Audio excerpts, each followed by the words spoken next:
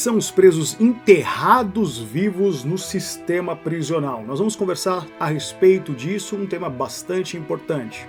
É pra garantir a paz que o malandro vai pra guerra. Treta de ladrão, pilantra enforcado na cela. Fogo no pavilhão, explode a rebelião. Escreve com sangue a nossa reivindicação. Seja muito bem-vindo, muito bem-vinda. Esse é o maior canal aqui do YouTube falando sobre o sistema prisional. E existem muitos presos com condenações altíssimas hoje no sistema prisional. E assim, é uma questão até interessante a gente parar pra pensar sobre isso, né?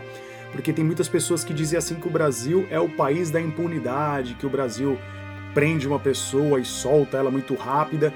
Essas pessoas, principalmente, elas não têm assim uma dimensão de como realmente acontecem as coisas no universo prisional. É claro que existem situações, mas é muito importante você entender algo. Não é porque um sujeito foi preso e saiu numa audiência de custódia, por exemplo, ou porque aconteceu um fato isolado ali e o cara também não ficou muito tempo preso, isso não significa que todo o sistema prisional acontece isso. Porque existem muitos caras hoje, atualmente, no sistema, que já estão mais de 15 anos, 20 anos, e isso a gente não tá nem debatendo a questão do cara merecer ou não ficar dentro do sistema. Aí é uma outra questão, a gente tem que analisar o processo, o tipo de infração que ele cometeu. O tema desse vídeo é explorar a respeito daqueles caras que realmente têm condenações altíssimas, e aí eu falo de condenações acima de 100 anos.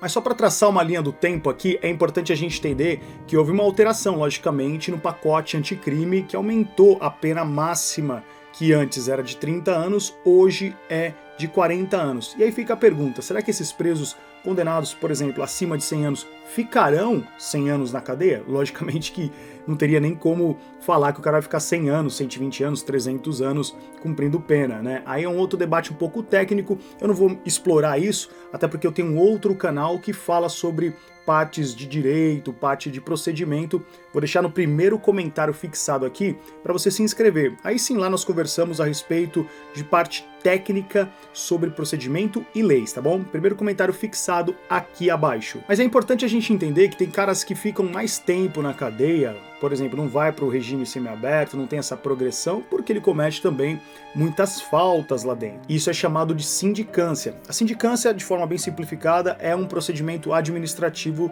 da penitenciária. Então, se o preso quebra alguma norma, quebra ali algum regimento interno dentro daquela unidade, ele sofrerá uma sindicância, que é um processo administrativo. Agora, existem muitos presos nesse perfil que a gente chama de preso enterrado vivo, né? É como se lá fosse realmente os cemitérios dos vivos, né? São caras que estão totalmente abandonados pela família, até tem ali mãe, pai, até tem ali uma esposa, até tem uma família, mas essa família, por duas questões pode acontecer isso. Ou a família não tem condições financeiras, ela até quer dar uma assistência, mas de repente o cara tá preso muito distante, tipo 500 quilômetros, 700 quilômetros, é totalmente inviável para essa família fazer essas viagens, porque isso gera um custo, né?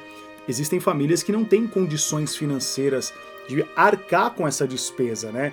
E muitas vezes ela também não consegue fazer o procedimento que é um procedimento garantido em lei, que seria a questão da aproximação familiar. Então existem muitos fatores nessa dinâmica que acaba dificultando esse preso receber uma visita, e ele, além de estar enterrado vivo por conta da sua quantidade de pena, ele também fica abandonado no sistema prisional.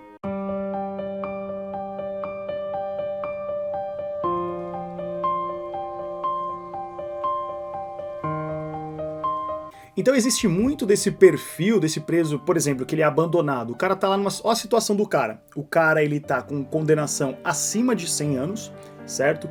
Ele tá abandonado pela família.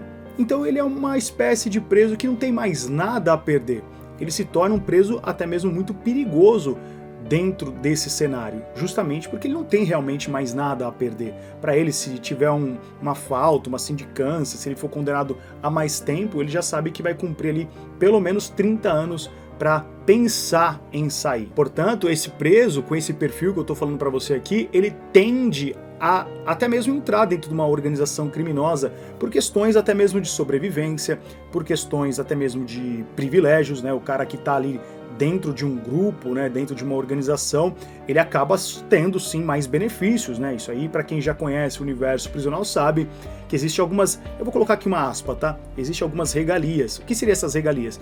Existe muito preso lá dentro que não faz parte da organização criminosa, que acaba bajulando, né, esses membros de organização criminosa. É um barato bizarro de você analisar como o sujeito às vezes se submete por uma questão de título. E não é só na organização criminosa, não, tá? Se você pegar, por exemplo, políticos, se você pega um deputado, você vê que tem uma galera que acaba bajulando, um presidente da república tem uma galera que fica bajulando. Então tudo aquilo que envolve um título, tudo aquilo que empodera um homem, vai ter ali uma galera, que é uma galera que não pensa muito, que vai ficar bajulando esse personagem. Então no sistema prisional acaba acontecendo muito isso, né, do cara ter ali um título dentro de uma organização criminosa e ele acaba tendo ali muitos privilégios, novamente aspas aqui, privilégios dentro da dinâmica de convívio no sistema prisional. Mas aí a gente tem que se colocar no lugar desse preso. Imagina só, você tá numa situação onde você sabe que vai passar ali longos 30 anos da sua vida trancado. O cara sabe que dentro de uma questão de processo,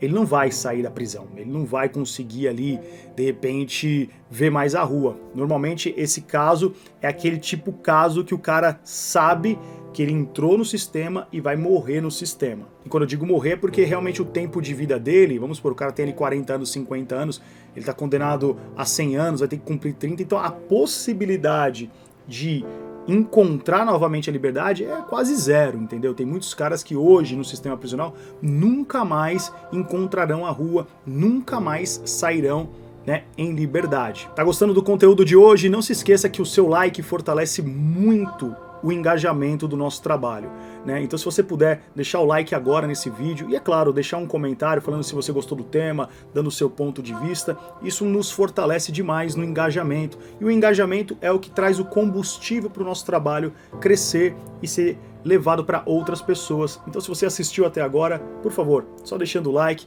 gostei do tema, ou coloque aí a sua opinião a respeito do que a gente está tratando no vídeo de hoje. E é lógico fazer um convite para você conhecer o meu livro chamado Lodebar, Submundo do Crime, A Vida na Prisão.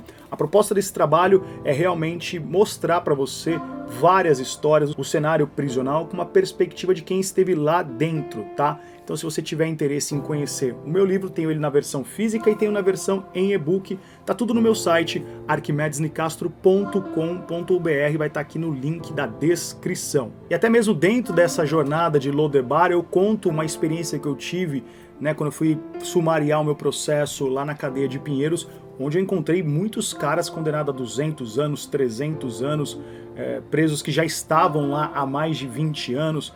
Cara, tinha até um senhor de idade lá que tinha aproximadamente 75, não sei se era 75 ou quase 80 anos de idade, conversando com ele no banho de sol e ele falando, né, meu, pô, já tô condenado há mais de 300 anos, tô há mais de 20 no sistema. São histórias assim bizarras. E isso nos leva àquela conclusão, né, como é que o crime ele cobra um preço muito alto. Muitas pessoas acabam trazendo aquela tese, né? Ah, o dinheiro fácil, né? Você acaba ganhando dinheiro fácil no crime. Cara, eu tenho alguma resistência nesse pensamento, justamente porque quando o crime ele vai cobrar o preço, quando ele vai ali realmente falar assim, vamos fazer o acerto de contas, ele faz de forma muito pesada. Por exemplo, ele tira a sua liberdade. E quando você está com a sua liberdade, digamos assim, sem a sua liberdade, melhor dizendo, você começa a perceber como ela tem valor, como é muito poderoso você poder ter esse livre acesso às coisas, você poder fazer aquilo que você quiser, almoçar com a sua família, dar um rolê, como o crime cobra um preço muito alto. O que adianta, por exemplo, eu sempre uso esses personagens mais conhecidos para você realmente entender a reflexão. O que adianta, por exemplo, Marcola, Fernandinho Beiramar, essa grande liderança dessas organizações, ter ganhado esse título, ter ganhado grande poder na liderança, sendo que hoje eles não podem. Hoje, na hora que você está assistindo esse vídeo, ele não pode ir num restaurante, ele não pode ir numa praia, ele não pode dar um abraço no filho dele, ele não pode dormir numa cama tranquila, ele perdeu muita coisa que eu chamo de valores invendáveis. Você não consegue calcular com o dinheiro esses benefícios que a vida te dá de graça. Então são aqueles chamados milionários miseráveis, ou seja, aqueles caras que ganharam muito dinheiro, muito poder, mas hoje são apenas miseráveis. Conheci vários desses no sistema prisional, né? E muitas pessoas hoje em dia têm aquela questão de condenar e até mesmo me condenar falando, pô, você defende preso, você defende bandido, e elas não conseguem entender a minha missão.